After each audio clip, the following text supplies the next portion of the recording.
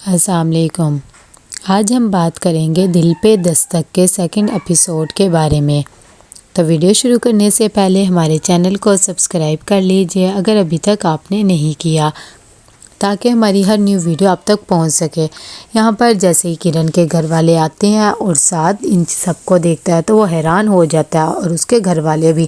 اتنی دیر میں وہاں پر سارا بھی آ جاتی ہے، وہ بھی ان لوگوں کو دیکھ کر پہچان جاتی ہے اور کہتی ہے کہ آپ لوگ یہاں آئے ہیں۔ ساتھ آپ کی ساتھ بالکل بھی انٹرسٹڈ نہیں ہے آپ کی بہن کے ساتھ شادی کرنے میں، آپ لوگ فضول میں اپنا ٹائم ویسٹ کر رہے ہیں۔ اس کے بھائیوں کو یہ بات سن کر غصہ آ جاتا ہے اور وہ کہتے ہیں کہ یہ تو کہہ رہا تھا کہ یہ ہماری بہن سے شادی کرے گا، ہم اسے ایسے چھوڑیں گے نہیں۔ اتنی دیر میں وہ کہتے ہیں کہ ہم مشورہ کر کے بتاتے ہیں۔ سعد اپنے کمرے میں چلا جاتا ہے، اس کی ساری فیملی باہر کھڑی ہو کر دروازہ بھی جاتی ہے اور کہتی ہے کہ باہر تو آؤ، لیکن وہ کہتا ہے کہ جب تک آپ لوگ کا غصہ ٹھنڈا نہیں ہوگا میں باہر نہیں آؤں گا۔ اتنی دیر میں سعد کے ابو اور دادا کی دونوں کی بحث ہونے لگ جاتی ہے۔ اس کی امی کہتی ہے کہ بھئی آپ لوگ خود کیوں بحث کرنے لگ گئے ہیں، سعد کا معاملہ تو نپٹا لے۔ دوسری طرف یہاں پر سعد فون کرتا ہے تو وہ رضیہ بیگم اٹھا لیتی ہیں۔ تبھی سعد کہتا ہے کہ تم یہ جو رائتہ پھیلا کر گئی ہو نا، اس کی وجہ سے میرے گھر والے بندوقیں لے کے آئے ہوئے ہیں۔ یہ سب باتیں سن کر وہ فوراً سارا کے پاس جاتی ہیں، اس کی دادی، اور کہتی ہے کہ تم نیچے حلوہ دینے گئی تھی نا، وہاں پر سعد کے ساتھ کیا ہوا ہے، تم کچھ کر کے آئی ہو۔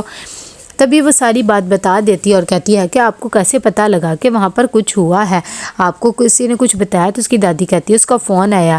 تبھی وہ دوبارہ اسے فون ملاتی ہے اور اس کی دادی اسے کہتی ہے کہ تم ٹینشن نہ لو، میں ابھی آ رہی ہوں، بس تم ایک معصوم سا منہ بنا لینا، باقی سب میں ہینڈل کر لوں گی۔ یہ بات سن کر سعد خوش ہو جاتا ہے اور کہتا ہے کہ تھینک یو سو مچ دادی، آپ آئیں گی تو سارا مسئلہ حل ہو جائے گا۔ دوسری طرف یہاں پر سارا اور اس کی دادی آ جاتی ہیں سعد کے گھر۔ تبھی اس کے ابو بہت زیادہ بول رہے ہوتے ہیں کہ اس نے یہ حرکت کی ہے۔ اتنی دیر میں اس کی دادی کہتی ہے کہ بھئی کیا ہو گیا ہے، خوبرو نوجوان ہے اور ویسے بھی پیارا ہے، اب لڑکیاں اس کے پیچھے آ رہی ہیں تو اس میں اس کا تو کوئی قصور نہیں ہے نا۔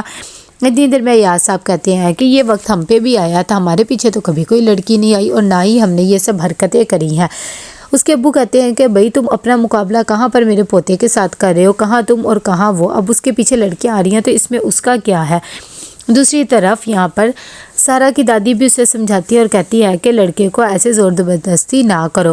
اتنی دیر میں وہ کہتی ہیں کہ وہ باغی ہو جائے گا اور یہ حرکت بالکل بھی ٹھیک نہیں ہے۔ ایاز بھی بیچارہ خاموش ہو جاتا ہے، اس کی کوئی سننے کو نہیں ملتا۔ اتنی دیر میں وہاں پر سعد بھی آ جاتا ہے اور وہ اپنی ماں کو یقین دلواتا ہے اور کہتا ہے کہ وہ تو صرف میری دوست تھی، میں نے اسے کوئی بھی ایسا ویسا نہیں کہا ہے۔ جیسے ہی سارا جانے لگتی ہے تو اس کے پیچھے سعد آتا ہے اور اس کا شکریہ ادا کرتا ہے اور کہتا ہے کل بھی تم نے میری جان بچائی تھی اور آج بھی میری فیملی کے سامنے میری جان بچا دی ہے۔ یہاں پر سعد منہ لٹکا کے بیٹھا ہوتا ہے کہ اس کے دادا اسے کہتے ہیں کہ اب منہ لٹکانے کا کوئی فائدہ نہیں ہے، اور ساتھ ہی وہ اسے کہتے ہیں کہ اگر تم نے کوئی افیئر وغیرہ بھی رکھنا ہے تو گھر کے باہر رکھو، گھر تک بات آنے کی بالکل بھی نوبت نہیں آنی چاہیے۔ یہ باتیں سن کر سعد بھی حیران ہو جاتا ہے۔ اس کے دادا اسے اپنے بھی قصے سناتے ہیں کہ میں بھی یہ کام کرتا تھا لیکن گھر میں پتہ نہیں لگنے دیتا تھا۔ وہ خوش ہو جاتا ہے کہ اتنی دیر میں ایاز آ جاتا ہے اور کہتا ہے کہ گھر میں شارٹ سرکٹ کا مسئلہ بن رہا ہے، کسی بھی پلمبر کو بلاؤ، الیکٹریشین وغیرہ کو، اور یہ ٹھیک کروا لو۔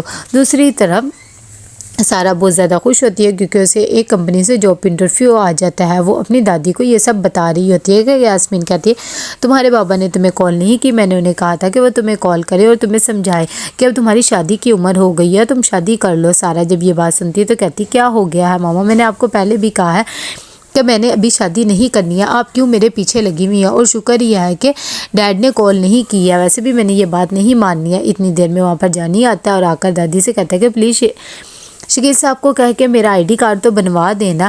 دوسری طرف یہاں پر الیکٹریشین آ جاتا ہے جب سعد اور اس کے ابو اسے ٹھیک کروا رہے ہوتے ہیں کہ وہ کہتا ہے کہ میں 2000 لوں گا کیونکہ مسئلہ تھوڑا زیادہ، آپ لوگ کا پورا بورڈ وغیرہ کھلنا ہے، اس سے کم پیسوں میں نہیں کروں گا۔ لیکن ایاز صاحب کہتے ہیں کہ میں تو صرف 500 روپیہ دوں گا، اگر لینا ہے تو لو اور کر دو، لیکن وہ منع کر دیتا ہے اور وہ وہاں سے چلا جاتا ہے۔ یہاں پر جانی بہت زیادہ پریشان ہوتا ہے۔ تبھی وہ نازیہ کو بتاتا ہے کہ یہ گھر والے تو میرا شناختی کارڈ تک نہیں بنا رہے، ایسے کیسے میری شناخت ہوگی اگر میں مر گیا۔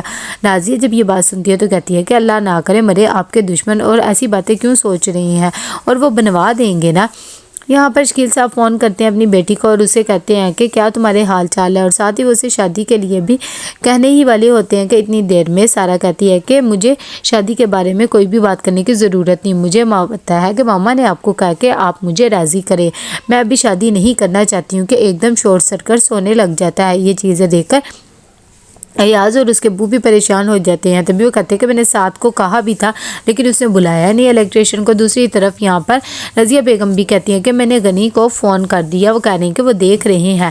یہاں پر جب سب دیکھ رہے ہوتے ہیں کہ سعد کے دادا کہتے ہیں کہ بھئی تم لوگ ایک الیکٹریشین کو نہیں بلا سکتے، تبھی سعد کہتا ہے کہ میں نے بلایا تھا لیکن اس نے پیسے مانگ لیے تو بابا نے اسے منع کر دیا، اب اس میں میرا کیا قصور ہے۔ یہ بات سن کر اس کے ابو بھی بولنے لگ جاتے ہیں کہ تمہیں تو پیسوں کی پڑی رہتی ہے، لیکن پھر بھی سعد اپنی کام دکھاتا ہے اور الیکٹریشنز کی وجہ سے ٹھیک کر دیتا ہے۔